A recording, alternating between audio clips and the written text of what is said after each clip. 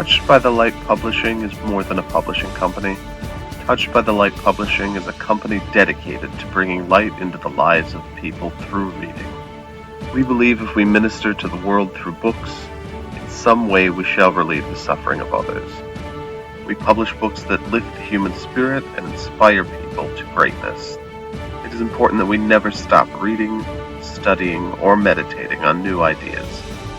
Reading is an activity like none other. Reading will change your life forever. The consequences of reading are extraordinary, just as the consequences of not reading are extraordinary. You can sit before an orchestra where the music will thrill you to passion and your spirit will soar. You can turn the radio on, and the music will carry you away, but there is nothing like reading. Reading will not only transport you to another place and time, reading will carry you to the future where you will see possibilities, and reading will send you to visit the past where you will see potential. Touched by the Light Publishing created 6 programs to give back to the community. The Wall Project is one of these programs. The fate of America will be decided by how well we nourish our minds and assimilate information to continue our growth. When you read, you can learn to eat healthy and to better manage your life. When you read, you are open to adventure. Confidence bathes your spirit. If you desire a change in the status and wealth of your life, then reading is an activity that you can ill afford not to do. Reading will change your reality, transforming you into a new person. You can read one paragraph in a book and say, "Why not?" Or, "Of course." You can read one book and say, "I never thought of that." And read a second book and say, "If only I had known this before." You can see one word on the page and say to yourself, "That can be me. I have possibilities in my life." Once you begin reading in earnest, you will realize that you can learn how men failed in life, as well as how men succeeded in life. Learning how a person failed is a good roadmap for success, because failure always provides one with an alternative point of view. Reading is the commencement of light and the cessation of darkness. Reading is the activity that puts the soul to flight.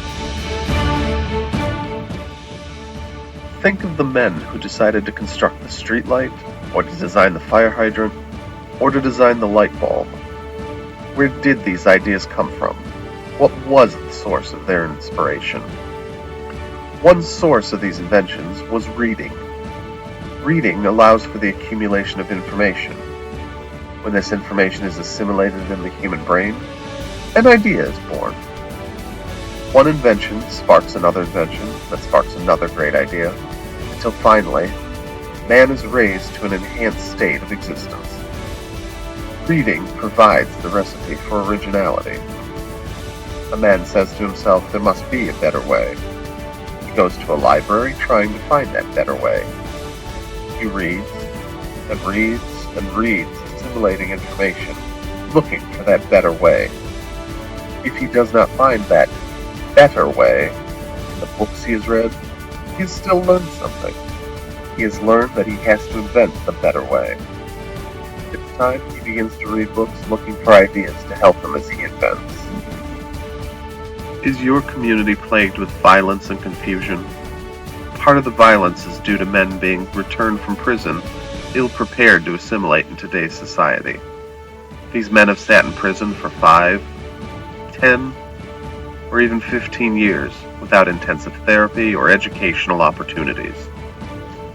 Yet they are paroled into our community without money, training, jobs, or family support, and yet they are expected to find a job and compete.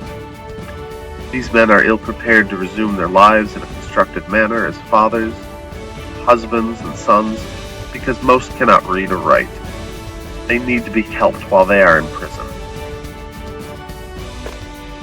Please watch the following video and see how your community can be transformed when we educate men while they are in prison. The Wall Project is a program that will help your congregation and give your members hope for their loved ones. Because no matter what a man has done to put himself in prison, there is someone on the outside that loves him and wishes him well. Hundreds of men and women in your congregation are suffering because their sons and daughters are in prison, and they do not know how to help them. These people can be given hope through the Wall Project. Hope is possible, but we must be prepared to meet evil forces with change at every turn. That is the work of the church. The church must stand when others do not. People look to the church for leadership and for resolve.